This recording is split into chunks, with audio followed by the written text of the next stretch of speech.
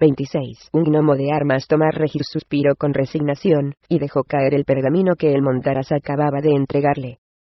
Sus ojos lo contemplaron mientras planeó un segundo, hasta aterrizar sobre un lado de su escritorio, donde se sostuvo en precario equilibrio. Una buena metáfora de lo que está sucediendo, se dijo el Alfling, pues el documento informaba de que una partida de troyas se dirigía al sur a emboscar a Galenfrid y los enanos enviados por Regis en auxilio de Nesme. Su primer impulso fue el de reunir un ejército y correr a ayudar a aquellos 50 enanos. Pero, ¿cómo iba a hacerlo? Tenía a 1000 enanos ocupados en luchar a las órdenes de Banach en lo alto de la montaña.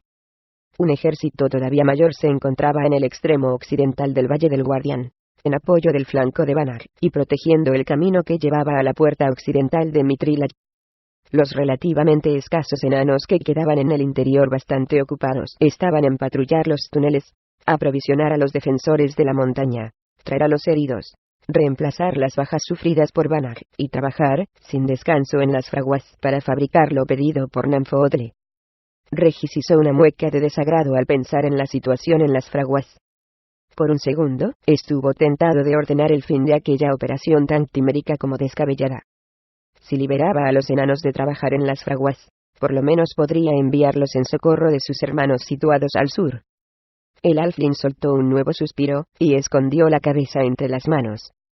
Al oír que alguien llamaba a la puerta, alzó la mirada de golpe, y dio su permiso para entrar. En la sala apareció un enano vestido con armadura de combate, y con un enorme vendaje en la cabeza. Banach informa de que se han empezado los combates en los túneles situados bajo el Cerro de los Gigantes, anunció. Veo que estás herido, indicó Regis. Va. Un simple rasguño, contestó el otro. Me soltaron un arañazo mientras bajaba a por una nueva provisión de azagallas con las que defendernos. ¿Cómo se están desarrollando esos combates en los túneles?, preguntó el Alfling. El valeroso enano parecía estar herido de bastante mayor gravedad de lo que sus palabras daban a entender. Un lado de su vendaje aparecía por completo empapado en sangre, mientras que su coraza estaba plagada de abolladuras. ¿Alguna vez has tenido que desalojar a un enemigo de un túnel?, inquirió. Un enemigo agazapado en la oscuridad y presto a defender su posición. Por falta de palabras, Regis se limitó a negar con la cabeza. Sin añadir más, el enano se retiró con la expresión sombría. Regis estaba empeñado en no exhibir la menor muestra de desánimo ante los enanos. Pero la situación empezaba a ser en verdad desesperante. Los enanos seguían combatiendo y muriendo, y era a él a quien correspondía ordenar que continuaran en el campo de batalla. Como regente provisional que era, Regis tenía presente que Banach y sus muchachos siempre contaban con la opción de retirarse al interior de Mithril. A ver quién los desalojaba entonces. Empezaba a intuir que los orcos preferían combatir a cielo abierto, y acaso lo mejor fuera ordenar la retirada de las tropas. Sin embargo, una retirada vendría a suponer la entrega de la región entera al ejército invasor, el rechazo del propio Mithril y a asumir la defensa de las buenas gentes que habitaban las tierras salvajes situadas a la sombra de las estribaciones orientales de la columna del mundo. La responsabilidad era enorme, y todo resultaba muy confuso. Yo no tengo madera de regente, murmuró Regis para sí. Fui un estúpido al aceptar este cargo. Regis se consoló un poco al pensar en el comentario sarcástico que Bruenor, sin duda, le habría ofrecido en aquel momento. El barbado enano habría acompañado el comentario con una buena colleja en la nuca. A Bruenor, susurró Regis, ¿por qué no despiertas de una vez y te haces cargo de todos estos problemas? El Alfling cerró los ojos, y pensó en su amigo postrado e inconsciente en el lecho. Todas las noches, Regis acudía a su lado, y dormía en una silla, junto a la cama del rey de los enanos. De Drizzt no había ni rastro, mientras que Catibrie y Wulfgar seguían combatiendo en las filas de Banach. Sin embargo, Regis se había jurado que Bruenor no moriría sin que por lo menos uno de sus queridos compañeros estuviera presente en el momento final. El Alfling temía a la vez que rezaba por la llegada de ese momento. Regis no entendía que Bruenor aún siguiera con vida, pues hacía mucho tiempo que los sacerdotes tenían su muerte por inminente. El enano se muestra testarudo hasta en el momento de morir, pensó Regis, mientras se levantaba del asiento con la intención de visitar a su compañero. Seguramente le iría bien la compañía de Bruenor, el mejor amigo que nunca había tenido. Era precisamente esa amistad la que lo había llevado a aceptar el cargo de regente de Mithril. Bruenor siempre había sido un modelo de inspiración para él, un enano que nunca se daba por vencido por mucho que los demás salieran huyendo, que no tenía empacho en reír a carcajadas mientras otros estaban agazapados de miedo. Regis se dijo que su necesidad de visitar a Bruenor en aquel preciso momento acaso venía a suponer la intuición de que su fin estaba muy próximo. «Oh, no», musitó el alflin, echando a correr por el pasillo. Al irrumpir en la habitación, el alflin se encontró con que su amigo seguía inconsciente en la cama. A su lado, un enano cabizbajo estaba desgranando una plegaria a Moradin. Por un momento, Regis pensó que el sacerdote estaba ayudando a Bruenor en su tránsito al más allá, que había llegado demasiado tarde para ser testigo de su último suspiro. Sin embargo, de inmediato se dio cuenta de que el sacerdote Cordio Carabollo no estaba despidiéndose de su rey, sino tratando de curarlo con sus rezos. Su repentina entrada hizo que Cordio volviera el rostro hacia él y se lo quedase mirando con sorpresa. La expresión de su rostro indicó al alflin que el estado del herido seguía siendo el de siempre. «¿Qué te trae por aquí?», preguntó Regis. «Todos los días vengo a rezar por la muerte de Bruenor», respondió Cordio con ambigüedad. «Esto es, porque Moradin lo acoja en su seno sin que sufra demasiado», se corrigió al instante. «Pero hace poco me dijiste que Moradin ya lo había acogido en su seno», objetó el alflin. «En espíritu sí», contestó Cordio con voz insegura, «pero es deseable que su cuerpo físico sufra lo menos posible en el tránsito a la casa de Moradin». Regis se dijo que allí había gato encerrado. Había dejado bien claro que no quería que los sacerdotes siguieran ocupándose de él. «¿Se puede saber qué es lo que pasa aquí, Cordio?», inquirió el alflin. Para su sorpresa, un segundo enano entró de repente en la habitación. «El regente viene hacia aquí», anunció la enana Stumpetlagarra, hasta que advirtió con asombro que Regis ya se encontraba en la estancia. La enana abrió los ojos desmesuradamente y dio un paso atrás, musitando una imprecación dirigida a sí misma. «Pues sí», Cordio dijo Regis. «El regente acaba de llegar, así que deja ya de intentar curar a Bruenor con tus oraciones». Sin alterarse, el enano respondió: «Reconozco que la cosa va por ahí. Entiendo que todos los días vienes a verlo, y haces lo que puedes con tus plegarias, para que siga con vida», acusó Regis. «¿Por qué no lo dejas morir de una vez? Su cuerpo sigue aquí, pero su espíritu lo abandonó mucho tiempo atrás», repuso Cordio. «En tal caso, déjalo morir». «No puedo hacer eso.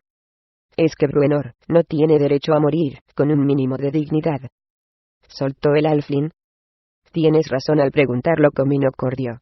«Pero está claro que no puedo permitir que el cuerpo del rey Bruenor se marche para siempre en este momento». «Todavía no», secundó Stumpet. «Pero si vosotros mismos me habéis dicho que nada puede devolverlo a la vida, que cuando el alma y el cuerpo se encuentran tan distantes el uno del otro, de nada sirven las oraciones», adujo el alflin. «Vosotros mismos me llevasteis a ordenar que dejáramos a Bruenor en paz. Y ahora vais a discutir mis órdenes. El rey Bruenor no podrá reunirse con sus ancestros hasta que los combates hayan terminado», explicó Cordio. «Y el motivo no tiene que ver directamente con el propio Bruenor. Aquí no estamos hablando de un enano más, sino del señor de Mithril», intervino Stumpet. «Es preciso recordar que nuestros compañeros en este momento se están batiendo por el rey Bruenor Batleamer.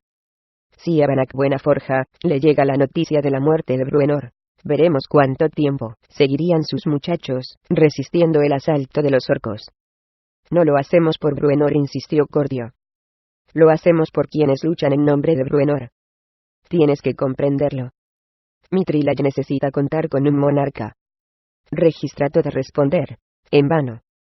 Sus ojos se posaron en el espectro de Bruenor, su amigo, el rey, inmóvil y pálido en el lecho, con las manos unidas sobre su pecho antaño fuerte. «Ni la menor dignidad», murmuró el alflin, a quien sus propias palabras al momento le sonaron vacías. Bruenor había luchado durante toda su vida en pro del honor, el deber y, por encima de todo, la lealtad. La lealtad a sus compañeros y a su clan. Si al seguir con vida podía ayudar a los miembros de su clan, Bruenor, sin duda, estamparía un puñetazo en el rostro de quien intentase llevárselo al otro barrio. A Regis le dolía contemplar el cuerpo exánime de su amigo. Y no le gustaba que aquellos clérigos estuvieran desatendiendo los expresos deseos de Wulfgar y Catibrie, los hijos adoptivos del monarca. Pero el Halfling no encontraba el medio de oponerse a los razonamientos de Cordio y Stumpet. Regis miró a los dos enanos con detenimiento, y, sin añadir palabra, sin oponerse al fondo, o conceder su beneplácito, salió de la habitación. Sobre sus hombros recaía una nueva carga. Los dos pesados tubos de hierro se estrellaron con estrépito contra el suelo de piedra.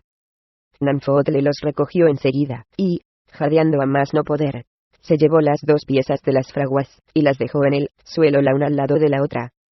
Pickle rebolludo contempló el resultado con curiosidad. Su mirada, entonces, se posó en el montón de barro que había ante sus piernas cruzadas. El encantamiento no tardaría en disiparse. El fango muy pronto recobraría su anterior solidez.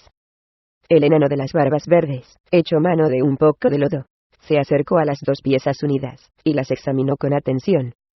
Una sonrisa de aprobación apareció en su rostro al poner una de ellas en vertical, y advertir que los herreros habían dispuesto una pestaña en los extremos de cada tubo. Pickle hizo un gesto con la mano, y Namfotle se acercó cargando con el segundo tubo, que entregó al enano. Pickle ensambló los dos tubos con destreza. Después de que Namfotle envolvió con un trapo la unión entre ambas piezas, Pickle embadurnó la tela de fango. Namfotle, finalmente, dejó los dos tubos unidos en el suelo. La piedra fundida por Pickle empezó a endurecerse con rapidez, cimentando el enganche de las dos piezas. Repuso Pickle, señalando la unión de ambos tubos, y haciendo una mueca de desagrado. Sí, ya sé que todavía no está a punto, dijo el gnomo, pero eso lo arreglo yo ahora mismo. Namfotle cogió un cubo lleno de alquitrán, y, valiéndose de un gran cepillo, impregnó la junta con el alquitrán. Ya lo ves, dictaminó cuando se dio por satisfecho. Sí, rió el enano de las barbas verdes. Namfotle se alegraba de que Pickle se mostrara tan animoso. Desde que había perdido un brazo, el enano se había comportado de un modo más bien callado y sombrío, sobre todo porque su condición de manco le impedía participar plenamente en la defensa de Mithril. Pero las cosas habían cambiado desde que Namfotle lo había reclutado como asistente. El humor del enano era otro, como lo demostraban sus risitas constantes. Los nuestros siguen batiéndose allí arriba, observó el gnomo. Oh, apuntó Pickle, quien se levantó e hizo amago de dirigirse inmediatamente al campo de batalla. Por eso mismo, los túneles que hay debajo de la posición de los gigantes tienen una importancia decisiva, explicó Namfotle, agarrando al enano por el brazo. Si hay suerte, la batalla terminará antes incluso de que tengamos tiempo de intervenir. En todo caso, no podemos contar con que nuestros compañeros resistan mucho tiempo en los túneles. Banach necesita sus efectivos lo antes posible. Pero tú y yo podemos resolver la cuestión, Pickle, dijo Namfotle. Siempre que nos demos prisa, claro está. El gnomo miró de forma significativa los tubos de metal. Ajá, combinó Pickle. El enano, al momento, se dispuso a trabajar otra vez, y echó mano del cubo con el lodo mágico, que se estaba solidificando con rapidez. Namfotle respiró con fuerza. Era crucial que se dieran prisa. El gnomo pensó con detenimiento lo que convenía hacer en aquel instante, y efectuó una estimación del número de enanos que iba a necesitar. Tampoco era conveniente que reclutara a un número excesivo de trabajadores. Por los demás, Namfotle se dijo que sería fácil de convencer, pues la ardua labor de desalojar al enemigo de los túneles a esas alturas estaba siendo coronada por el éxito. Namfotle se estremeció al pensar en la lucha que estaba teniendo lugar en los corredores. «Malditos arqueros», exclamó Tred de Mesecnucles. Sin perder un segundo, Tred se parapetó tras una roca situada a un lado del túnel. Tras avanzar con relativa facilidad en primera instancia, los enanos se estaban encontrando con una resistencia cada vez más férrea a medida que se adentraban en los corredores. El grupo de Tred, en el que se encontraban Iván Rebolludo y Nikwillig, su viejo compañero de Felvar, se habían topado con una posición fortificada en uno de los largos túneles. A poca distancia de donde se encontraban, Los orcos se habían hecho fuertes tras una barricada de piedras. Parapetados en puntos estratégicos, los brutos se defendían encarnizadamente con sus arcos y sus azagallas. Torgar está avanzando por la izquierda, informó Iván, que asimismo se había escondido tras una roca. Muy pronto entrará en las cámaras principales, donde va a necesitar de toda nuestra ayuda. Va, soltó Tred. Sin pensárselo más, el enano salió de su escondrijo, dispuesto a pasar a la ofensiva, pero su avance se vio frenado en seco por 3 flechas que se clavaron en su cuerpo. «Si serás necio», exclamó Iván. «Esos puercos me han dado», admitió Tred, cuyas manos se cerraron sobre una de las flechas aún temblorosas. «Ahora mismo te sacamos de aquí», juró Iván. Tred levantó la mano y negó enfáticamente con la cabeza. «Lo primero es aniquilar a esos perros», gritó el enano de Felvar. «Por todos los demonios del infierno», imprecó el rabioso Iván. Iván cogió uno de los dardos que llevaba cruzados sobre el pecho en bandolera. Eran aquellos unos dardos muy particulares, elaborados por el propio Iván y su amigo Caderly, dotados de una pequeña recámara con unas gotas de aceite encantado destinado a explotar cuando la saeta hiciera impacto. Iván insertó el dardo en su pequeña ballesta, otro prodigio de diseño creado por Caderly, y él mismo se tumbó de bruces, apuntó con cuidado y disparó la saeta. «Acabemos con esos puercos de una vez por todas», exclamó Iván. El enano insertó otro dardo en la ballesta y disparó. Una nueva explosión resonó en el interior del túnel. El dardo salió proyectado hacia los orcos, se estrelló contra una de las rocas de la barricada y explotó en el acto. Varias piedras saltaron por los aires. El corredor entero empezó a estremecerse. «¿Pero qué has hecho?», inquirió Tred, atónito. «¿Qué me aspen, si lo sé?», respondió Iván, igualmente anonadado. Sin pensárselo 2 veces, Iván tomó una nueva saeta y se dispuso a disparar. Sin embargo, en ese momento, advirtió que las reverberaciones tenían origen a sus espaldas. «Entonces, no he sido yo», exclamó el enano, mirando hacia atrás con alarma. «Va. Se trata de un simple desprendimiento. A por ellos», exhortó Tred. «Tenemos que desalojarlos como sea».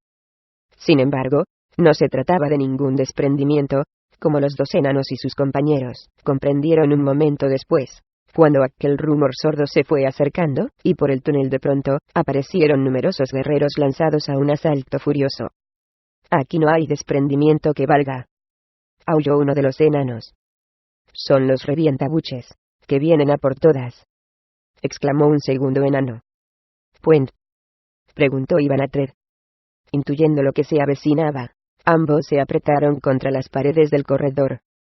Entre aullidos salvajes, los revientabuches llegaban a la carrera, atronando el angosto túnel con sus pesadas botas de combate. La columna pasó de largo, con Tibledorf Puent al frente. Fuera de sí, el valeroso comandante de los enanos avanzaba protegiéndose con un escudo enorme, contra el que las flechas de los orcos se estrellaban incesantemente. Con todo, una de las saetas llegó silbando y fue a clavarse en su hombro. Sin amilanarse, el enano aulló de rabia y se lanzó con decisión aún mayor al asalto. Los orcos los estaban recibiendo con una lluvia de lanzazos y flechas, si bien los temerarios revientabuches siguieron avanzando hacia ellos, presos de una rabia ciega. Varios de los enanos fueron alcanzados por los proyectiles de los brutos, pero ni siquiera al verse heridos, abandonaron su carga formidable. Puent llegó de pronto a la barricada de los orcos, y apretó su cuerpo contra las piedras. Otros enanos hicieron lo mismo, y se formó una rampa de cuerpos que permitía a sus compañeros ascender a toda velocidad por aquella defensa. La barricada no tardó en ser tomada al asalto. Los goblinoides se defendían como podían, recurriendo a sus arcos, o echando mano de sus espadas, pero nada detenía a los valerosos revientabuches, que se lanzaban cuerpo a cuerpo contra los enemigos, y los atravesaban, en un abrazo mortal, con los pinchos que sobresalían de sus armaduras. Cuando Iván y el maltrecho Tred llegaron a la barricada, ni uno solo de los orcos seguía en pie. Todos habían muerto a manos de sus camaradas. «Harás bien en arrancarte esas flechas cuanto antes», indicó el sudoroso Tibledorf Puent, sin prestar atención al hecho de que él mismo tenía 2 saetas clavadas en el hombro. «Tú también tendrías que», fue a replicar Iván. Sin embargo, en ese momento, un grito que resonó más adelante señaló la posición de una nueva barricada de los orcos. «¡A por ellos, muchachos!», exclamó Puent, «que no quede ni uno». Secundado por sus compañeros, el comandante de los enanos se lanzó de nuevo al asalto. «Espero que no nos adelantemos demasiado a Torgar», indicó Iván. Fred meneó la cabeza con decisión, y echó a caminar, con la ayuda de su compañero. A cierta distancia del lugar en el que se estaban desarrollando esos combates, en la cámara llena de gases sulfurosos situada bajo el límite septentrional del Valle del Guardián, Nanfoodle, Pickle y varios enanos más estaban avanzando con los rostros cubiertos por unas máscaras improvisadas con telas. Pickle se acuclilló ante un pozo que había sido excavado junto al estanque interior de aguas amarillentas. Agitando su brazo y medio en el aire, el enano empezó a musitar un conjuro. A su lado, un corpulento compañero sostenía verticalmente un largo tubo de metal, cuyo extremo inferior terminaba en punta. Concluido el conjuro, Pickle dio un paso atrás, y asintió con la cabeza. El enano, entonces, hundió la punta del largo tubo en la piedra repentinamente maleable, y apretó hasta clavar la mitad del tubo en el suelo. «Acabo de dar en la piedra», explicó cuando de pronto se detuvo. Pickle asintió, sonriente, y fijó la mirada en Nanfoodle, que emitió un suspiro de alivio. El gnomo se dijo que entonces había llegado el momento de la verdad.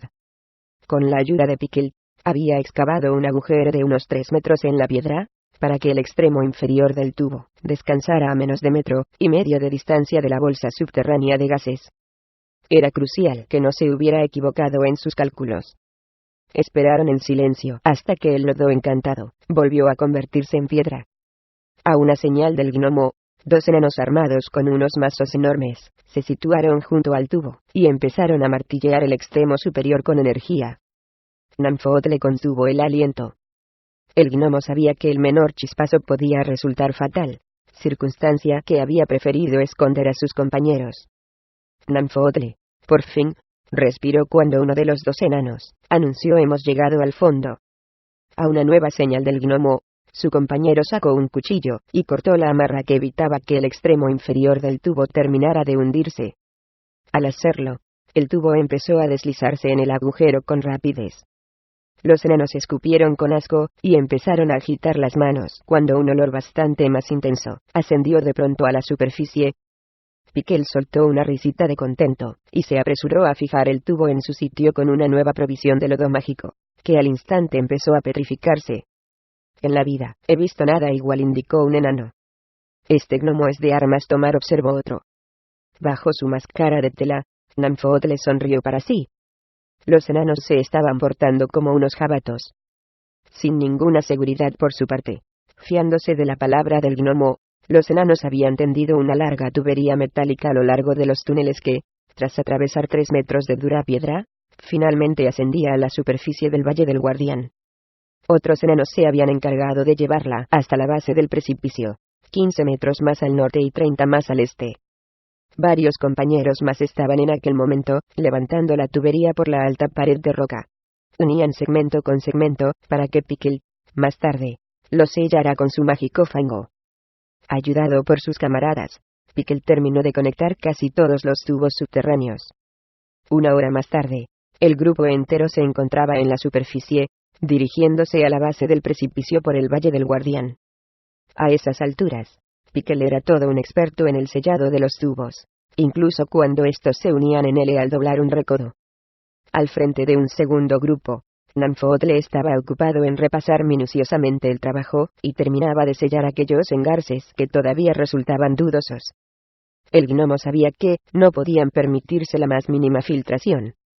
De vez en cuando, el gnomo volvía a la cámara subterránea para asegurarse de que el vital primer tubo seguía en su sitio como estaba previsto. Más que nada, lo hacía para convencerse de que su plan no era una locura absoluta.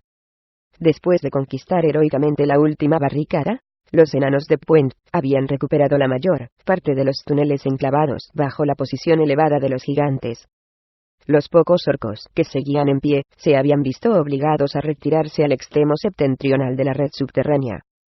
A pesar de las protestas de Puent, Torgar optó por ganar tiempo y sellar los túneles cuanto antes, Los ingenieros, al punto, provocaron un desprendimiento que los aislaba por completo de sus enemigos. La red de túneles, por fin, estaba en poder de los enanos. Con todo, el trabajo no había hecho más que empezar. Tras volver sobre sus pasos hacia la salida meridional del complejo, la que daba al Valle del Guardián, los enanos envainaron sus armas de combate y echaron mano de unos cubos repletos de brea. Armados con cubos y cepillos, varios de ellos regresaron al interior de los corredores, mientras otros empezaron a tender cuerdas y escalerillas hacia el Valle del Guardián. Un rato después, los enanos habían terminado de formar una cadena de trabajo, y los cubos de brea corrían de mano en mano desde el valle al interior de los túneles. Dentro de los corredores, la segunda brigada se afanaba en recubrir toda falla y grieta con la negra brea. Sellaban las paredes a conciencia. En el exterior, otros enanos estaban descendiendo por la pared de piedra, para situarse de forma equidistante entre el suelo y la cima. Una vez desplegados, empezaron a martillear en la roca una serie de ojetes de soporte que iban de abajo arriba. Torgar, Ivan y Tred, que seguía negándose con desdén a que sus compañeros atendieran sus heridas, se pusieron a inspeccionar una de las paredes que separaban el túnel en el que se hallaban del exterior. Torgar se ocupaba de chequear el grosor de la piedra con un pequeño martillo. Tras escuchar cuidadosamente, el enano creyó haber dado con un punto idóneo. Al momento, otros dos enanos se pusieron a excavar en la roca, que no tardaron en taladrar, hasta que el aire fresco del exterior se enseñoreó del corredor. ¿Te parece que es lo bastante ancho?, preguntó Torgar. Ivan alzó la cajita que tenía un lado de cristal, la misma que había sido construida siguiendo las indicaciones de Nanfoodle. Yo diría que cabrá. Los dos enanos redoblaron sus esfuerzos, y ensancharon un poco el boquete. Cuando finalmente se hicieron a un lado, Ivan dio un paso al frente, y encajó la cajita en el hueco con el lado de cristal mirando al exterior. Selladlo todo bien, que no quede ni un resquicio, ordenó a sus compañeros, que al momento se aprestaron a hacerlo. ¿En qué andará pensando ese maldito gnomo?, incidió Tred. A saber, reconoció Torgar. Yo me limito a hacer lo que me han dicho. Y lo cierto es que lo has hecho al pie de la letra, apuntó Ivan. Esperemos que la cosa funcione, agregó Tred. Funcionará, dijo Ivan. Estos Batleamer saben lo que se hacen. A Ivan no dejaba de hacerle gracia que ni él, ni Torgar, ni Tred, los tres enanos a quienes les había sido asignada tan importante misión, fuesen miembros del clan de Bruenor. Su atención, de pronto, se vio atraída por la llegada de Tibledorf Point y sus revientabuches, que se dirigían a paso de marcha hacia el sur. Los orcos insisten en hostigarnos en el exterior, explicó Point, de pasada. Volviendo el rostro hacia sus muchachos, el comandante de los enanos exhortó: vamos de una vez. A este paso, nos perderemos toda la diversión. Entre vítores entusiastas, los revientabuches salieron corriendo hacia afuera. Menos mal que están de nuestro lado, comentó Tred, entre las risas de sus compañeros. Antes del siguiente amanecer, mientras las escaramuzas seguían desarrollándose en las laderas situadas al este, después de que Tred se hubiera marchado para ser atendido por los sacerdotes, Torgar e Ivan se encontraban en la boca meridional del complejo de túneles, junto al precipicio que caía a pico sobre el Valle del Guardián. Nos ha costado lo nuestro sellar a conciencia estos túneles, observó el exhausto Torgar. Para mí que el gnomo se propone asfixiar a los gigantes de ahí arriba con esos gases hediondos, apuntó Ivan, y le pegó un puntapié a un segmento de la larga tubería que iba de la pared rocosa al mismo interior del túnel. Para mí que quiere desalojarlos de su posición, valiéndose de esa pestilencia. A pocos pasos de ellos, dos enanos estaban ocupados en apilar piedras, junto a los tramos centrales de la larga tubería, cuidando de que las piedras se sostuvieran las unas con las otras, sin ejercer demasiada presión sobre los tubos de metal. Esa pestilencia tendrá que ser muy extrema, indicó Torgar. Me cuesta creer que algo así pueda expulsar a los gigantes de su posición. Mi hermano está convencido de que el truco funcionará, declaró Ivan. Después de que los dos enanos terminaron de amontonar las piedras, Ivan hizo una señal para que se apartaran. Torgar e Ivan, entonces, empuñaron los enormes mazos y martillearon las dos vigas de madera que habían sido dispuestas en vertical en la entrada del túnel. Las vigas, finalmente, cedieron y se vinieron abajo, lo que provocó un desprendimiento que bloqueó la entrada y los segmentos centrales de la tubería. Séllalo todo perfectamente con alquitrán, indicó Iván a sus compañeros. Que no quede el menor resquicio. Que no nos llegue nada de esa pestilencia. Los enanos se pusieron a trabajar de inmediato con entusiasmo.